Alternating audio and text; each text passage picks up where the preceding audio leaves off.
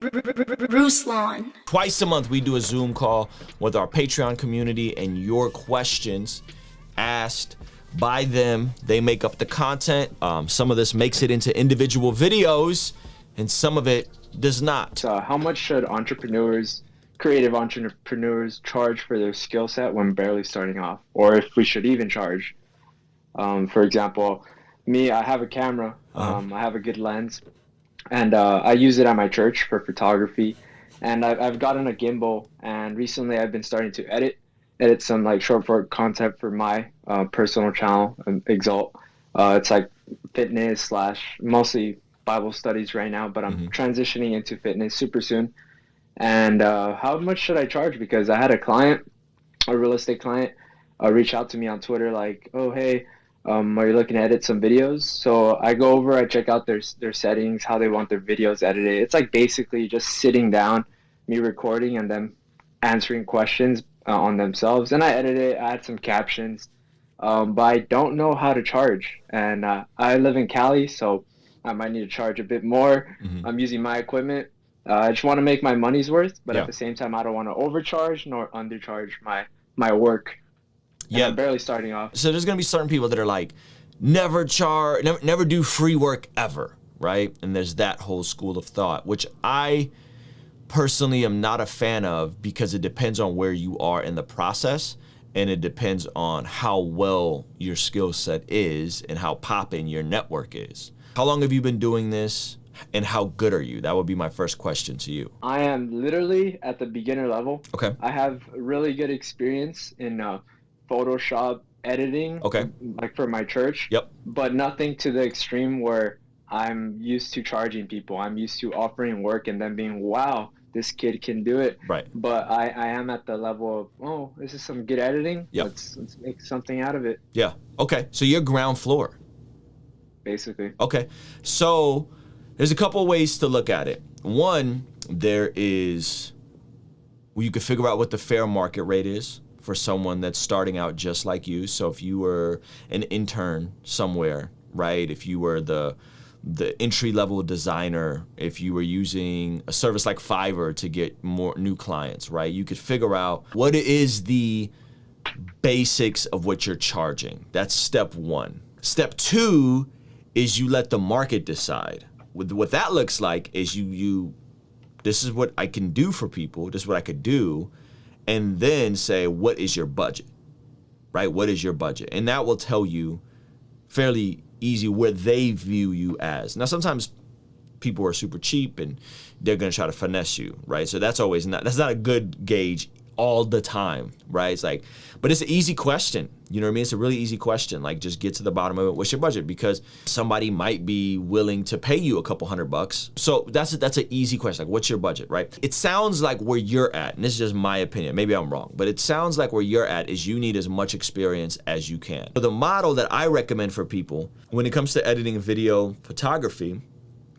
is, I would say, find a plethora of recurring clients you could put on retainer, do a killer job for them on the first project to show proof of concept, and then try to get a retainer agreement with them, right? So maybe they would have paid you $200 or $500 for one project, but you do the first project for free, you crush it, you knock it out of the park. You need the hours anyway. Like, the truth is you really just need the hours as well. So you're in Oxnard by Ventura, there's a new vegan pastry shop, right? And you know that for that area of Oxnard, it's lit. People love vegan food and dessert, right? So you pull up and you say, hey man, like, you guys got this spot. Listen, you know how important social media is.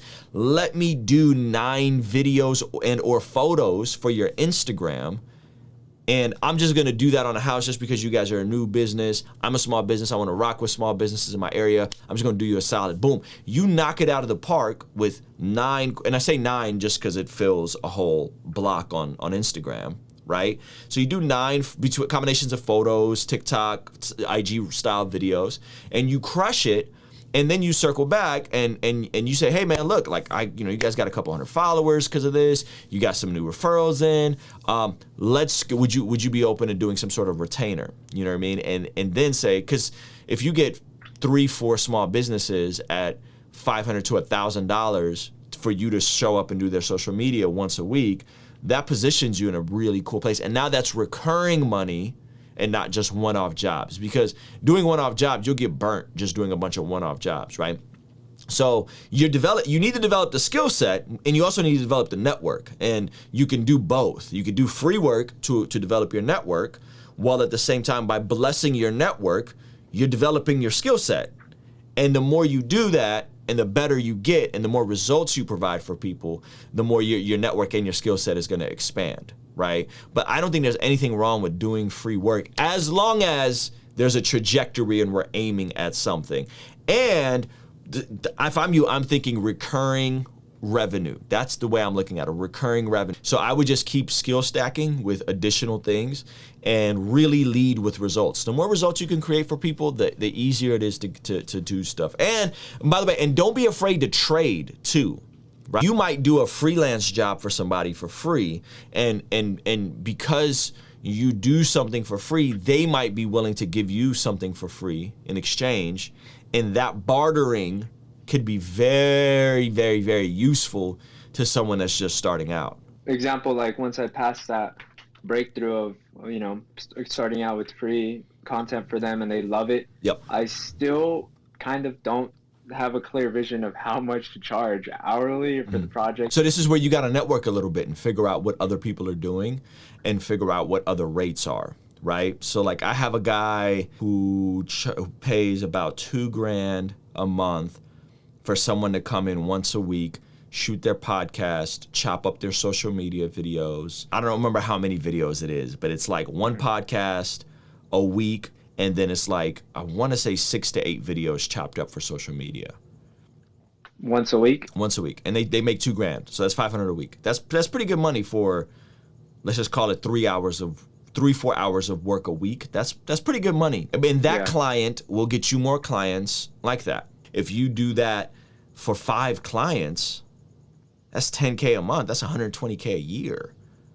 And that shouldn't take you 40 hours a week, right? Yeah. And then if you can, and then what you do is you could take that experience and launch your own thing. You could start creating systems. So maybe you're the face of the business, but someone else is doing the editing and the heavy lifting that maybe you don't want to do.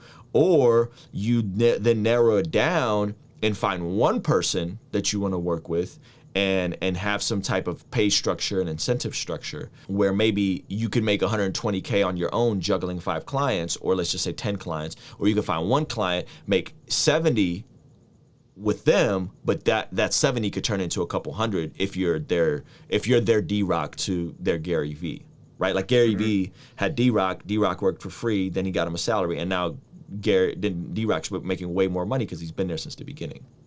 Yeah.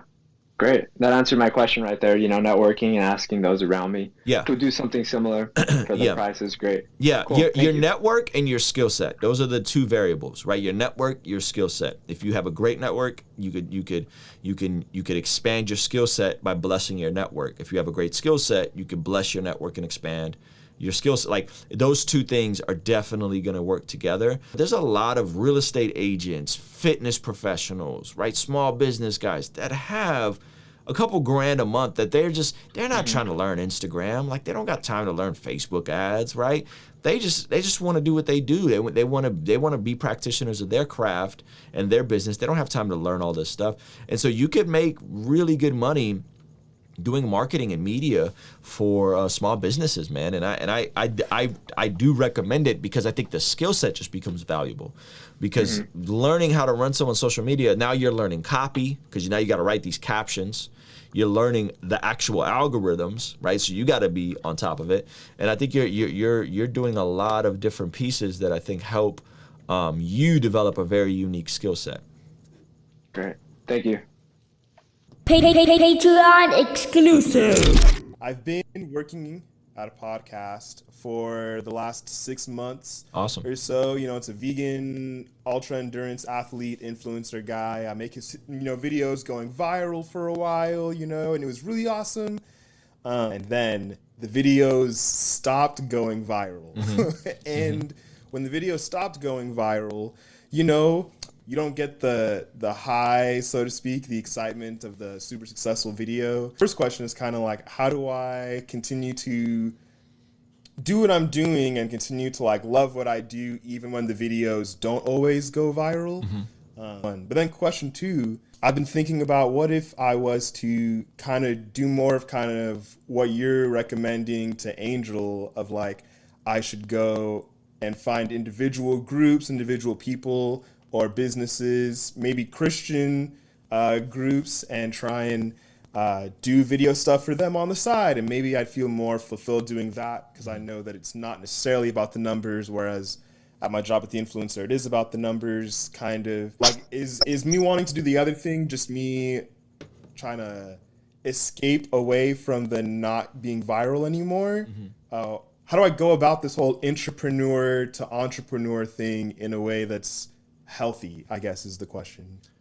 My first question would be, are the viral videos not happening? Is that a letdown for you, or is that a letdown for your client? I mean, it's more for me. Okay. You know, I think he's an older guy, so everything that I'm doing is kind of like, whoa, I had no idea you could do that. Okay, that's hilarious that I said Oxnard vegan bakery place to Angel, and then you're like, yeah, I work for a vegan influencer. That's funny. Yes. So maybe the metric isn't, is a video go viral or not? I think you need to have some other metrics for your own contribution so that you don't feel burnt out. Because if everything is subjected to an algorithm pushing a video, you that's not a sustainable business model for you, AJ. So you got to figure out other metrics. So like, we have multiple metrics. When we look at what we're doing here, there's a couple numbers wise, we're looking at a couple things. One of them is, how many views are we doing on YouTube? Okay, great. We did, like, this was a great month for us. We're over close to 700,000 views, right? That's awesome. If we could crack 1 million views in a month, that's great. That's one metric that I'm not always in control of, right? Another metric is, how is our email list going? Oh shoot, we got almost 8,000 people on our email list. Great, because if YouTube shuts down, I need to get a hold of these people somehow, some other way. That's a different metric that I'm measuring. Another metric is we're measuring is, what's the overall revenue that's coming in, right? So we had a great launch with the Love What You Do, Bless God apparel.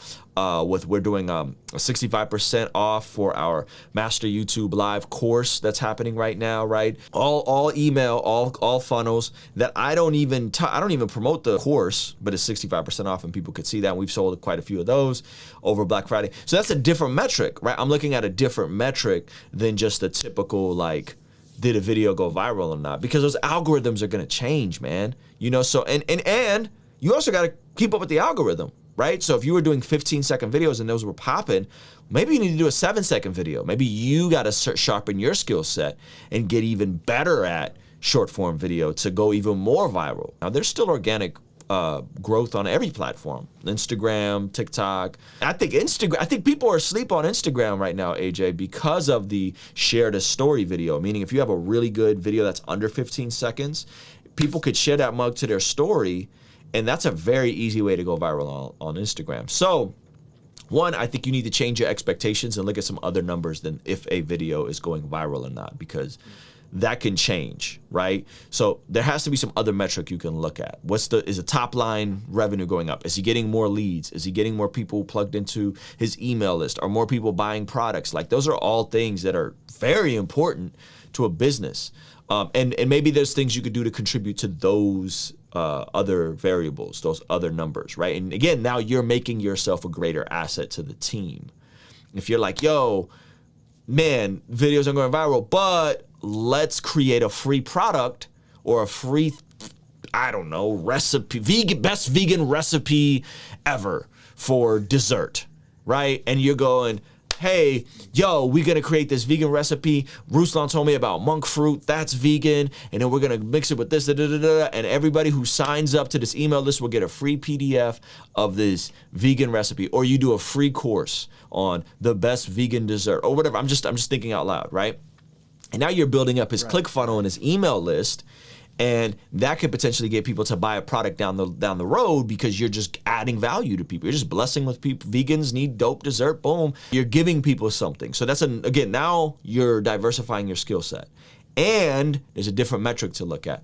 The bigger question of like, how do you remain tapped into loving what you do, in my opinion, is more about your own mindset and how you're approaching this, right? Because business isn't static. It's not always like an upward trajectory. It's up and down, you know, so you have to find that internally within yourself in terms of the gratitude, because I'm sure the version of you from 2 years ago when you didn't have this client that was paying you $2,000 a month is probably be freaking pumped that you're now in this position and be super grateful. So you got to kind of play that game with yourself. Like, think about the version of you from 2 or 3 years ago, and if he knew the cool stuff you were doing now, he'd probably be like, AJ, you gotta, man, that's freaking dope. I was wishing to do this kind of stuff and make this kind of money back then, and now you're actually doing it, and you have skills that I don't have, and you're making money that I didn't think I could make.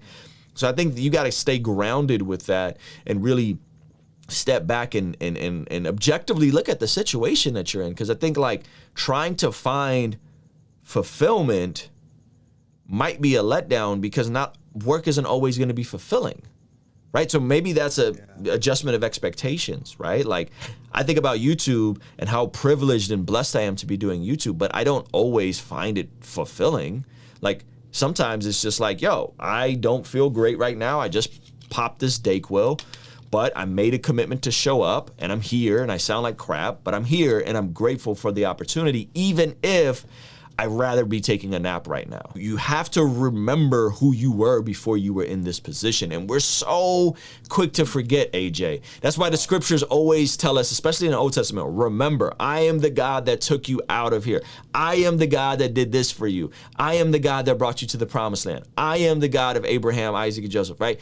God's always telling this people to remember who he is, because we're so quick to forget and be like,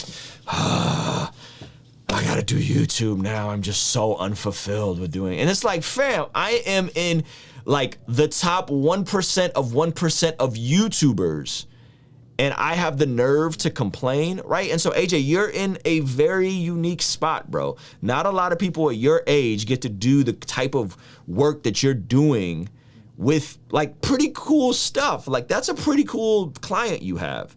You know, so I think that's about your belief and what you're thinking about, where you're allowing your mind to go, and what are you filtering it through.